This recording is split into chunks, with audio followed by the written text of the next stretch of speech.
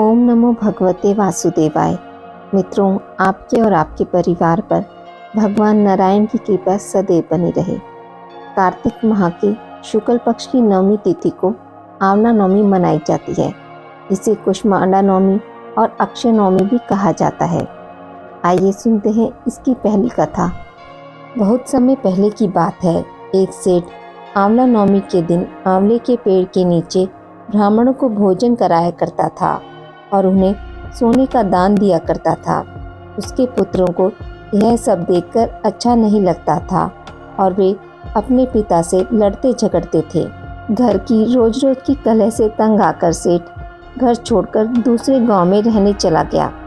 उसने वहां जीवन यापन के लिए एक दुकान लगा ली। उसने दुकान के आगे आंवले का एक पेड़ लगाया। उसकी दुकान खूब चलने लगी। वह यहाँ भी आंवला नवमी का व्रत पूजा करने लगा तथा ब्राह्मणों को भोजन कराकर दान देने लगा। उधर उसके पुत्रों का व्यापार ठप हो गया। उनकी समझ में यह बात आ गई कि हम पिताजी के भाग्य से ही खाते थे। बेटे अपने पिता के पास गए और अपनी गलती की माफ़ी मांगने लगे। पिता की आज्ञा अनुसार वे आंवले के पेड़ की पूजा और दान करने लगे। इसके प्रभाव से उनके घर में भी पहले जैसी खुशहाली आ गई। दूसरी कथा अनुसार एक बार माता लक्ष्मी पृथ्वी पर भ्रमण करने आई। रास्ते में भगवान विष्णु एवं शिव की पूजा एक साथ करने की उनकी इच्छा हुई। ऐसे में माँ लक्ष्मी ने सोचा किस तरह भगवान विष्णु और शिव जी की पूजा एक साथ की जा सकती है। तभी उन्हें ख्याल आया कि तुलसी और बेल के गुण एक साथ आंवले में पाए जाते हैं। तुलसी श्री हरि विष्णु को अत्यंत प्रिय है और बेल भगवान भोलेनाथ को। अतः आंवले के वृक्ष को विष्णु और शिव का प्रतीक चिन्ह मानकर माँ लक्ष्मी ने आंवले के वृक्ष की पूजा संपन्न की। जिस दिन पूजा संपन्न की उस दिन नवमी तिथि थी और उसी दिन से इसे आंवला नवमी कहा गया। माँ लक्ष्मी की पूजा से प्रसन्न होकर श्री हरि विष्णु और भगवान शिव प्रकट हुए। लक्ष्मी माता ने आंवले के वृक्ष के नीचे भोजन बनाकर विष्णु और भगवान शिव को भोजन कराया। इसके बाद स्वयं ने भोजन किया। तभी से आंवला वृक्ष पूजन की यह परंपरा चली आ रही है। अक्षय नवमी के दिन अगर आंवले की पूजा करना और इसके नीचे बैठकर भोजन बनाना और खाना संभव नहीं हो तो इस दिन आंवला खाना भी लाभकारी है। तीसरी कथा अनुसार काशी नगर में एक निसंतान धर्मात्मा वैश्य रहता था। एक दिन वैश्य की पत्नी से एक पड़ोसन बोली, यदि तुम किसी पराये बच्चे की बलि भैरव के नाम से चढ़ा दो तो तुम्हें पुत्र प्राप्त होगा।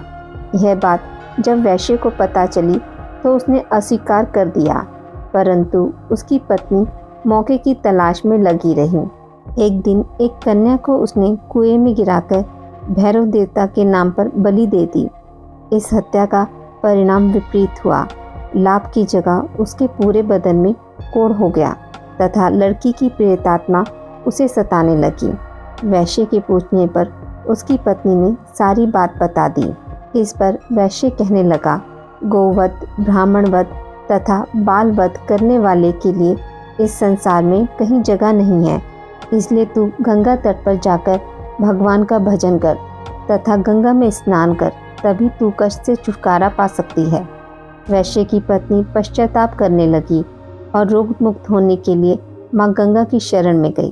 तब माँ गंगा ने उसे कार्तिक शुक्ल पक्ष की नवमी तिथि को आंवला वृक्ष की पूजा कर आंवले का सेवन करने की सलाह दी, जिस पर महिला ने गंगा माता के बताए अनुसार इस तिथि को आंवला वृक्ष का पूजन कर आंवला ग्रहण किया था और वह रोग मुक्त हो गई थी।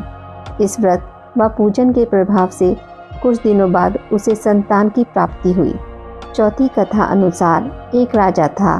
उसका प्रण था वह रोज 1.25 मन आंवले दान करके ही खाना खाता था। इससे उसका नाम आंवल्य राजा पड़ गया। एक दिन उसके बेटे बहू ने सोचा कि राजा इतने सारे आंवले रोजाना दान करते हैं, इस प्रकार तो एक दिन सारा खजाना खाली हो जाएगा। इसलिए बेटे ने राजा से कहा कि उसे इस तरह दान करना बंद कर देना चाहिए। बेटे की बात सुनकर राजा को बहुत दुख हुआ और राजा रानी महल छोड़कर बियाबान जंगल में जाकर बैठ गए।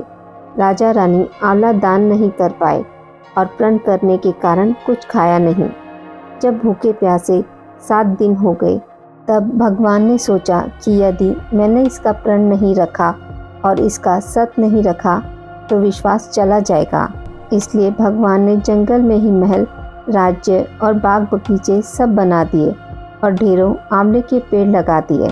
सुबह राजा रानी उठे तो देखा कि जंगल में उनके राज्य से भी दुगना राज्य बसा हुआ है। राजा रानी से कहने लगे, रानी देख, कहते हैं सत मत छोड़े, सूरमा सत छोड़ा पत जाए, सत की छोड़ी लक्ष्मी फिर मिलेगी आए।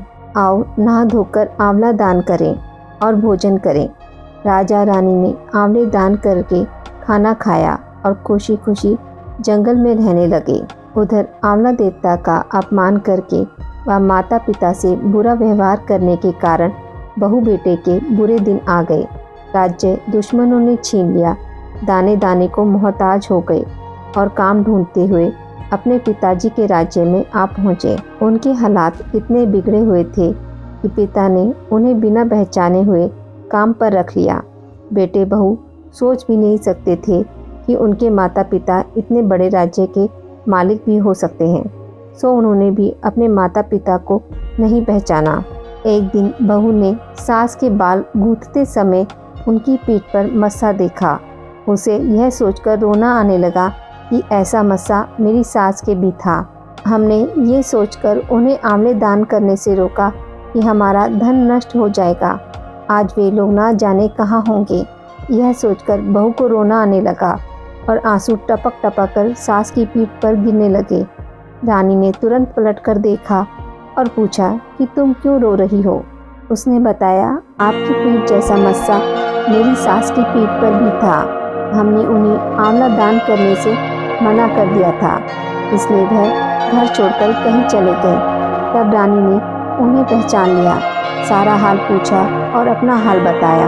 अपने बेटे बहू को समझाया कि दान करने से धन कम नहीं होता बल्कि बढ़ता है। बेटे बहू भी अब सुख से राजा रानी के साथ रहने लगे। हे भगवान, जैसे राजा रानी का सत रखा वैसे सबका सत रखना, कहते सुनते सारे परिवार का सुख रखना।